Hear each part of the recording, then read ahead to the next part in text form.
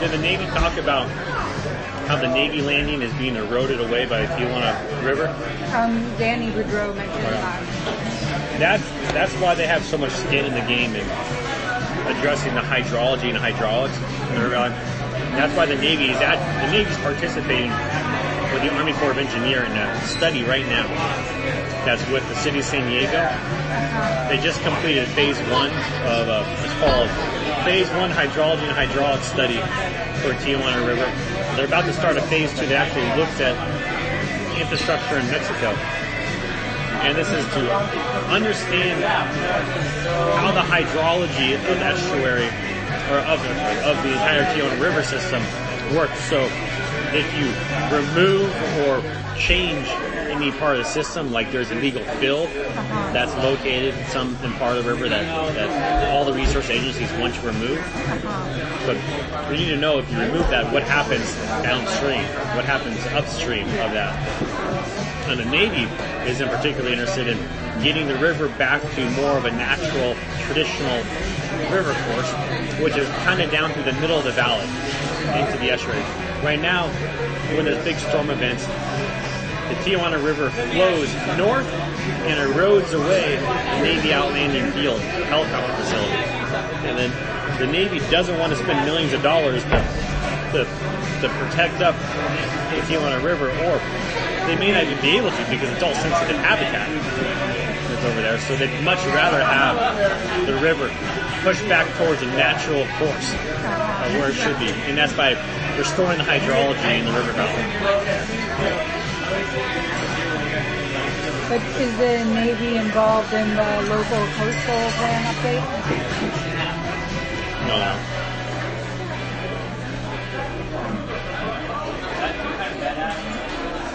I mean, we've reached out to them, and we keep them up to date on everything that we're working on. But it doesn't impact them. It doesn't impact their operations. So when you say reached out, I mean, did you invite them to attend meetings, or? We have monthly military affairs meetings with the base, and it's part of our regular update. But they're not actively participating in the project.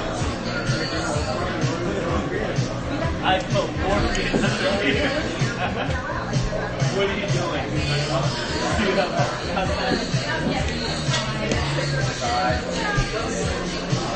And do you participate in those military affairs meetings? Yeah. It ranges with all business. So we have the Navy to the south, the Navy to the north.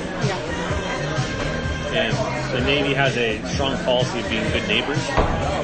So they work very closely with us. Their big project right now is the expansion of the Navy Coastal Campus facility.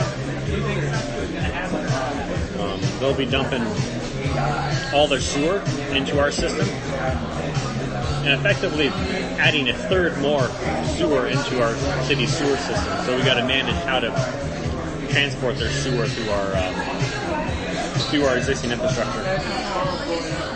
So that's kind of the big project we're working on with them at the time.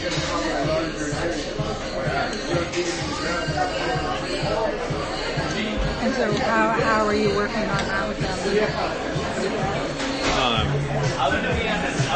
They're building pump stations and force mains, and it's got to be built to a certain size to handle pushing the flow through our city. They got to know where to make pipes connect. So our engineers are working with their engineers. Our policy guys are working with their policy guys. Our attorneys are working with their attorneys, because a project of this size has all elements tied into it.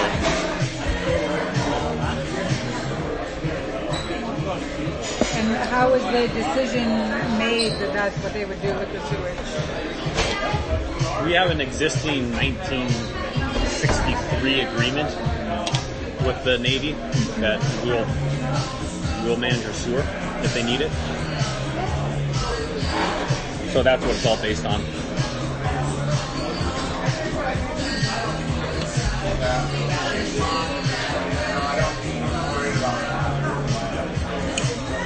So was that controversial at all, or it was just a given then when they... It was controversial. The city of Coronado. The city of Coronado sued LAFCO, the local agency formation. They're kind of the ones that manage jurisdictional boundary issues. And then LAFCO sued the city, and then we brought the Navy into attorney. We just recently settled a lawsuit with them because, long story short, Coronado wanted to get paid kickbacks from the Navy for work going on in the project, or work going on in their city, because it's being built in the city of Coronado.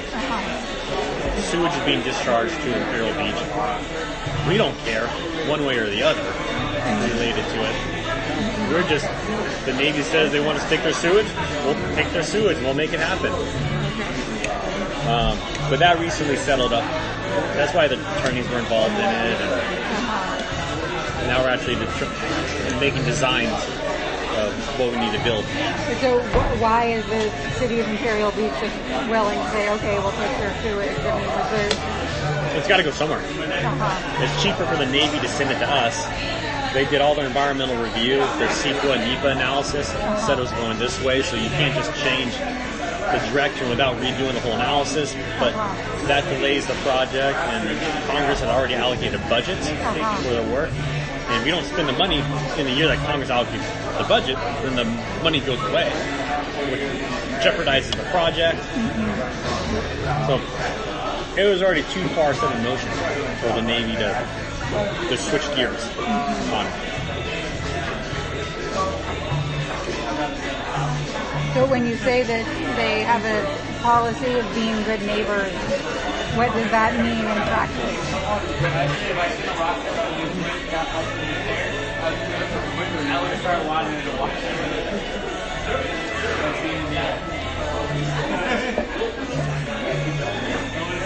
They have a full-time public liaison officer who responds and addresses any concerns. And he works directly for the CO for Naval Base Coronado. And very responsive to any issues, whether it's aircraft flying overhead or training operations that the Navy is doing, or traffic impacts for all the sailors getting to work, or coordination on projects. It's and that supports their mission of being good neighbors, because you have a major military institution bordering urban centers. So they want to make sure we get along with each other. But then, I mean, even if they're responsive, dealing with something like traffic impacts would obviously take a big process, right? So how do you...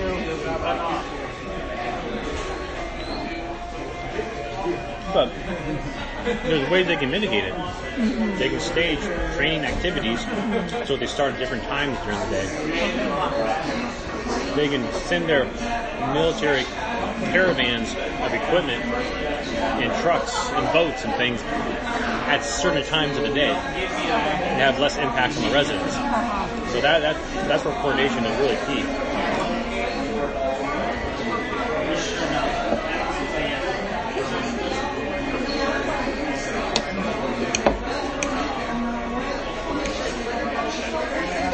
Can you see working with them on adaptation in the future, or is that...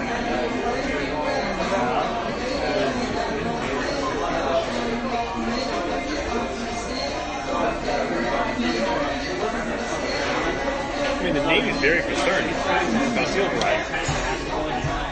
A lot of their existing infrastructure is very vulnerable. How the Navy responds to it affects how our residents respond to it. The fact that the Navy is so accepting of the potential threat of sea level rise on the operation and addressing it up front supports our residents in doing the same thing for our jurisdictions as well.